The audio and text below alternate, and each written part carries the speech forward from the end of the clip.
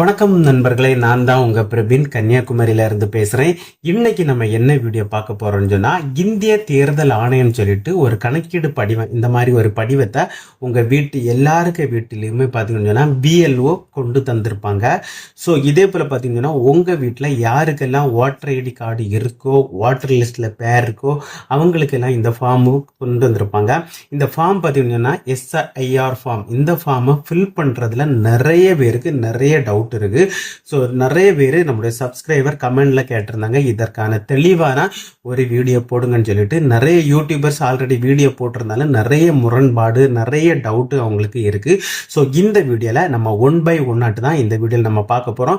இந்த வீடியோ மூலம் பார்த்தீங்கன்னா உங்களுக்கு எல்லாருமே ஒரு கிளியரான ஒரு தகவல் உங்களுக்கு இந்த வீடியோ மூலம் கிடைச்சிருக்கும். ஸோ இந்த வீடியோ பார்த்து இந்த ஃபார்மை மட்டும் நீங்க ஃபில் பண்ணாம கொடுக்காம இருந்துறாங்க. ஏன்னு சொல்லி பார்த்தீங்கன்னா உங்களுடைய வாட்டர் லிஸ்ட்ல இருந்து உங்களுடைய பேர் நீக்கம் செய்யப்படலாம். ஸோ அதனால பார்த்தீங்கன்னா உங்க வீட்டுக்கு BLO கண்டிப்பாட்டு இந்த ஃபார்மை கொண்டு வந்திருப்பாங்க. இந்த ஃபார்மை நீங்க ஃபில் பண்ணி கண்டிப்பாட்டு கொடுத்துருங்க.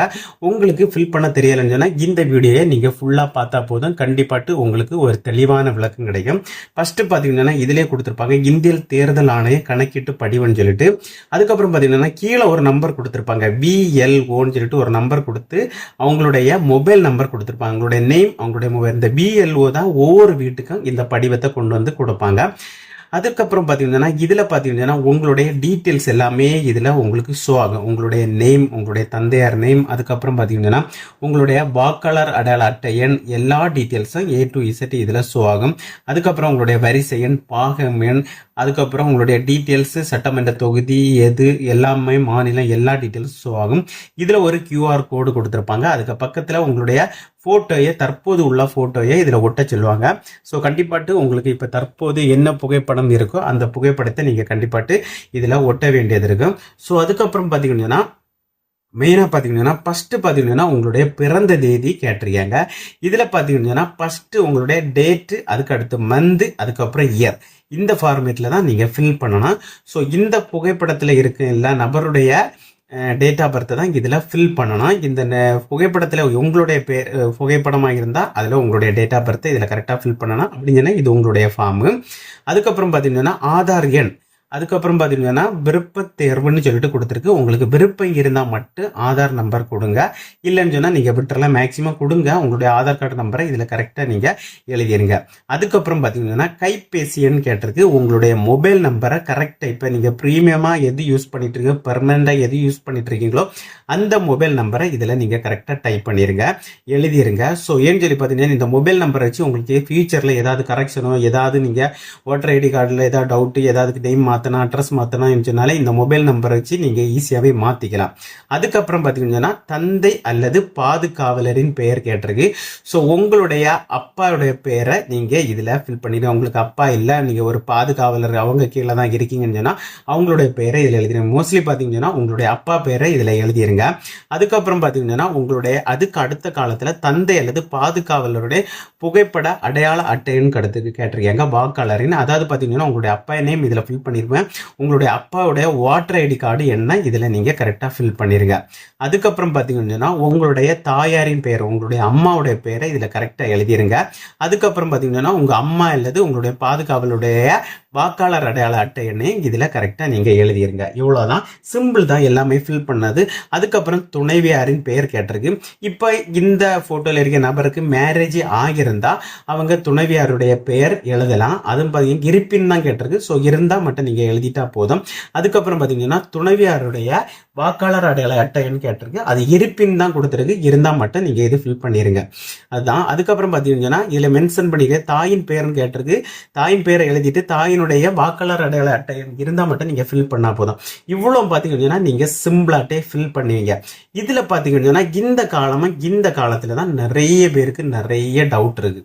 ஸோ அது எப்படி ஃபில் பண்ணணும்னு சொல்லிட்டு நிறைய பேருக்கு டவுட் இருக்கு. இதில் நான் கிளாரிஃபை பண்ண போகிறேன். இதில் என்ன கொடுத்துருக்கீங்கன்னு பார்த்தீங்கன்னா முந்தைய சிறப்பு தீவிர திருத்தத்தின் உள்ள வாக்காளர் பட்டியலில் உங்களுடைய வாக்காளரின் விவரங்களை எழுத சொல்லிடுறாங்க. அப்படின்னு சொல்லி பார்த்தீங்கன்னா இதில் உங்களுடைய டீட்டெயில்ஸ் எழுதியிருப்பீங்க. இதில் பார்த்தீங்கன்னா 2002 பார்த்தீங்கன்னா இதே போல ஒரு ஃபார்ம் கொடுத்து திருத்தம் செய்தாங்க. அந்த டைமு உங்களுக்கு வாக்காளர் அடையாள அட்டை இருந்தால் மட்டும் நீங்கள் இதில் ஃபில் பண்ணலாம். கரெக்டாக நோட் பண்ணிருங்க. அந்த டைம் பார்த்தீங்கன்னா உங்களுக்கு 2002 18 வயசு பூர்த்தி அடையாம இருந்து உங்களுக்கு வாக்காளர் அடையாள அட்டை இல்லைன்னு சொன்னால் நீங்கள் இந்த காலத்தை நீங்கள் எழுதவே தேவையில்லை, முற்றிலுமாட்டு நீங்கள் விட்டுறலாம். ஏன்னு சொல்லி பார்த்தீங்கன்னா 2002 நீங்கள் ஓட்டு போட்டிருந்தா கண்டிப்பாட்டு இதில் ஃபில் பண்ணணும். 2002 மேக்ஸிமம் நீங்கள் ஓட்டு போட்டிருக்க வாய்ப்பு கிடையாது.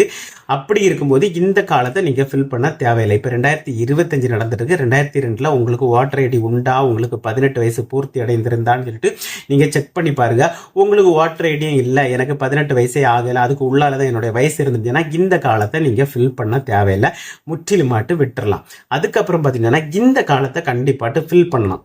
இதில் பார்த்தீங்கன்னா முந்தைய சிறப்பு தீவிர திருத்தங்களின் வாக்காளர் பட்டியலில் உள்ள வாக்காளரின் உறவினர் பெயர். சம்டைம் இதில் உங்களுக்கு ஃபில் பண்ணலன்னு சொன்னால் உங்களுக்கு 18 வயசு ஆகலை, நீங்கள் இது ஃபில் பண்ணல விட்டுறலாம். ஆனால் உங்களுடைய அம்மா அப்பா கண்டிப்பாட்டு 2002 அவங்களுக்கு வாக்காளர் அடையாள அட்டை இருந்திருக்கு, அவங்க ஓட்டு போட்டிருப்பாங்க. ஸோ கண்டிப்பாட்டு அவங்க முந்தைய சிறப்பு தீவிர திருத்தத்தில் அவங்க கண்டிப்பாட்டு அவங்க அப்ளை பண்ணியிருப்பாங்க. ஸோ அவங்க பார்த்தீங்கன்னா கண்டிப்பாட்டு ஃபில் பண்ணணும். இப்போ உங்களுடைய அப்பா இல்லது உங்கள் அம்மா இருக்காங்கன்னு சொன்னால் உங்களுடைய அப்பாவுடைய பெயர் இதில் பார்த்தீங்கன்னா உங்களுடைய அப்பாவுடைய பெயரை இதில் எழுதிருங்க. அதுக்கப்புறம் பார்த்தீங்கன்னா உங்களுடைய அப்பாவோட வாக்காளர் அடையாள அட்டை எண்ணை இதில் கரெக்டாக ஃபில் பண்ணிடலாம். இன்னும் ஒன்று நோட் பண்ணிடுங்க, இதில் வாக்காளர் அடையாள அட்டை எண்ணு 2002 வேற மாதிரி இருக்கும், தற்போது வேற மாதிரி இருக்கும். அதனால நீங்கள் முன்னால என்ன வாக்காளர் அடையாள அட்டை எண் இருந்தோ அந்த எண்ணை தான் நீங்கள் கரெக்டாக இதில் ஃபில் பண்ணணும். அதுக்கப்புறம் பார்த்தீங்கன்னா அவங்களுடைய உறவினர் பெயர், அவங்களுடைய உறவு முறை எழுதணும். அவங்க உங்களுக்கு என்ன உறவு முறைன்னு எழுதணும். அதுக்கப்புறம் உங்களுடைய மாவட்டத்தை கரெக்டாக ஃபில் பண்ணணும். அதுக்கப்புறம் பார்த்தீங்கன்னா உங்களுடைய மாநிலத்தை நீங்கள் ஃபில் பண்ணணும். அதுக்கப்புறம் பார்த்தீங்கன்னா இந்த டீட்டெயில்ஸ் எல்லாமே சட்டமன்ற தொகுதி எண் அது மேலே கொடுத்துருப்பாங்க, பாகை எண், வரிசை எண் எல்லாமே இந்த டீட்டெயில்ஸில் இருக்கு. இதை பார்த்து நீங்கள் இங்கே ஃபில் பண்ணிட்டா போதும். கடைசியாக பார்த்தீங்கன்னா உங்களுடைய சிக்னேச்சரை போட்டால் போதும். ஸோ எனக்கு இதெல்லாமே ஃபில் பண்ண முடியாது, எனக்கு ரொம்ப டவுட்டாக இருக்குது, ரொம்ப கன்ஃபியூஸாக இருக்குதுன்னா ஒன்றுமே தேவை கிடையாது. இதில் மட்டும் உங்களுடைய டீட்டெயில்ஸை மட்டும் ஃபில் பண்ணிட்டால் போதும். இதில் இந்த 2 காலம் கீழே ஒன்றுமே நீங்கள் ஃபில் பண்ண தேவையில்லை. இதில் மட்டும் கண்டிப்பாக உங்களோட சைனை பண்ணிடுங்க. ஏன்னு சொல்லி பார்த்தீங்கன்னா ஃபில் பண்ணனா உங்களுக்கு VLO டைரெக்டாக வந்து இந்த ஃபார்மை வாங்க வருவாங்க.